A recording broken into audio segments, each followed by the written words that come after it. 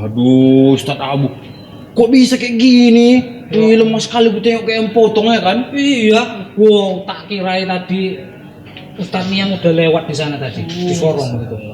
Terus tadi bapak yang itu yang mukanya bungkus-bungkus itu, tak kira Ustadz Abu, kok makin melentung gitu perutnya. Kok sakit kok makin sehat gitu kan? Agak enom gitu, agak muda. Wah, Aduh, Ustadz, kasihan kali nih Ustadz ini.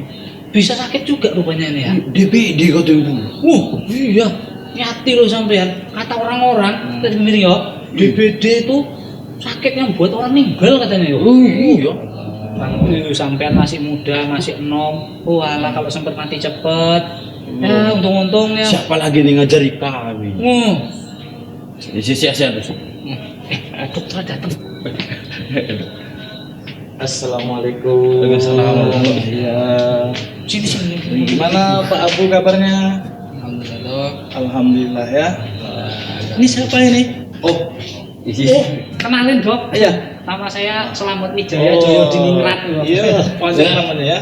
Sembiring loh. Oh, oke. Iya. Saya Dr. Hasanul yang merawat ya saudara Unda ya. Oh. Oh iya. Kena Ada yang DBD. mau tanya? Oh iya. Iya. Itu kayak mana sebetulnya DBD itu Pak Dokter? Ya. Jadi ini memang Pak Abu ini kita rawat di sini memang dengan diagnosa DBD. DBD itu kalau istilahnya kepanjangannya demam berdarah Denji. Kok bahasa Jepang ya? Danger. Oh. Ya. Danger. Oh gitu. Jadi ini penyakit yang disebabkan oleh virus. Jadi virus itu masuk ke dalam tubuh melalui nyamuk. Oh. Ya, nyamuk kemudian virusnya menyerang tubuh. Nyamuk. Kayak komputer kena virus ya, Dok ya. Iya. Nyamuk pula. Lah nyamuk itu, Dok. Ya tapi bukan nyamuk penyebabnya, nyamuk hanya bawa virusnya saja.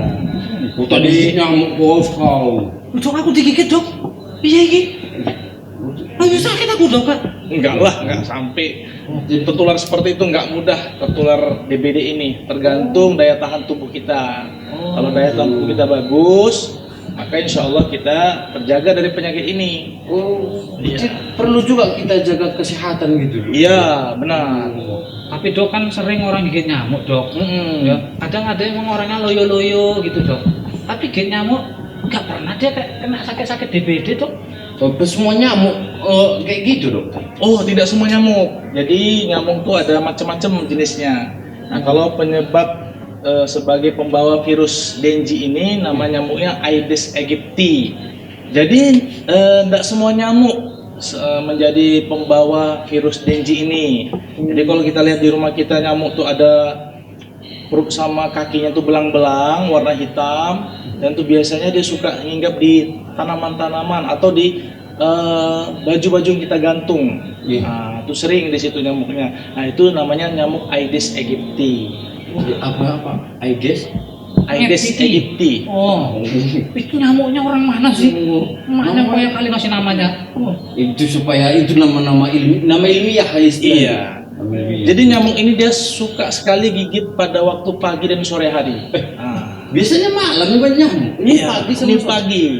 Jadi 2 jam setelah terbit matahari dan 2 jam sebelum matahari terbenam. Nah, itu sering tuh nyamuk itu menggigit. Dan itu nyamuk betinanya. Kalau jantannya dia tidak membawa virus ini. Pasti kebuatan di badan kuah. Bukan mahram, nggak boleh pegang-pegang. Nyamuk? Nyamuk betina nggak awal ya kan? Iya. Tapi darahnya bukan pahit. Mana ada nyamuk yang mau? Darah biru ningrat nih. Bane. Jadi Ya, itu biasanya nyamuk itu kan kayak mana dia Dokter? Kok bisa ada muncul nyamuk itu? Kan itu takut juga. Ya, jadi nyamuk ini sering dia di tempat air bersih dia berkembang biaknya. Jadi bukan air kotor ya. Jadi air bersih, makanya kita harus di rumah kita itu jangan sampai ada air yang tergenang ya. Maka harus kita tutup. Nah, kalau ada bak yang sudah lama tidak pakai dikuras. Kalau ada pasir-pasir tempat penampungan ya dikubur atau disimpan atau disingkirkan. Jadi itu salah satu wadah tempat bertelurnya nyamuk Aedes aegypti penyebab penyakit DBD ini. Seperti itu. Berarti dia di tempat air bersih. Air bersih kita harus dijaga apanya tutupnya gitu. Iya, harus selalu dilihat Hmm. ya apanya, ada nggak telur nyamuk di situ, ada nggak jentik-jentik. Kalau ada jentik-jentiknya harus dikuras. Berarti kita harus rajin-rajin bersihin bak mandi kita ya, Dok ya. Benar. Gitu. Terus Sampean itu males bersihin kan? apa? Bak itu Ini Ustadz ini yang males ini.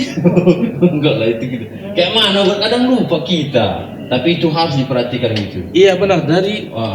lingkungan di sekitar kita tuh harus bersih ya.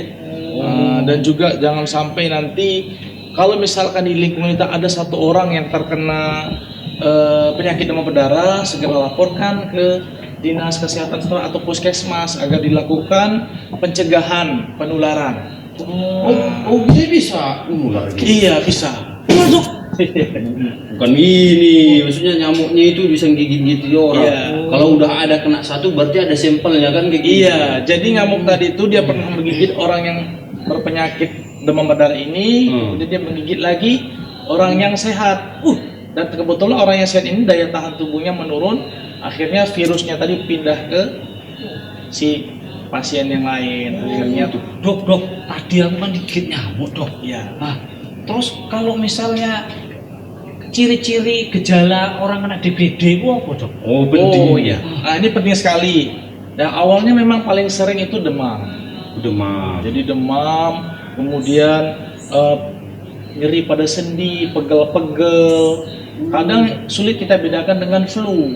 Kadang muncul nanti seperti apa namanya, ingusan gitu ya. Iya. Kadang dia muncul mual, muntah. Terkadang dia salah artikan, oh ini ada masalah lambung segala macam. Nah itu fase-fase awal. Nah Iya, itu iya. demamnya biasanya tinggi.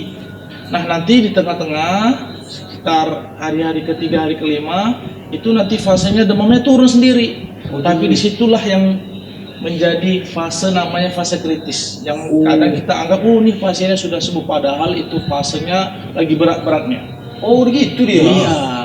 Nah terkadang ini pasien anggap ini hanya biasa saja.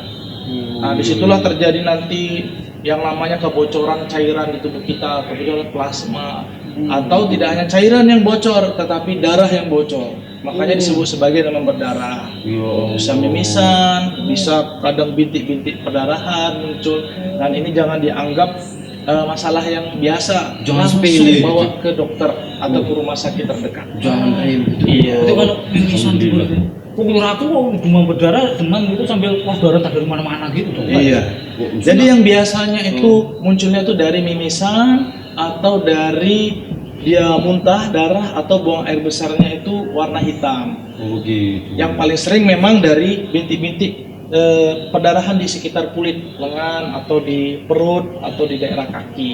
Oh gitu. Tapi ini Pak Abu, insya Allah ini sudah hari fase penyembuhan. Alhamdulillah. Sudah lewat fase kritisnya. Alhamdulillah kalau gitu ya. Alhamdulillah. Mm-mm.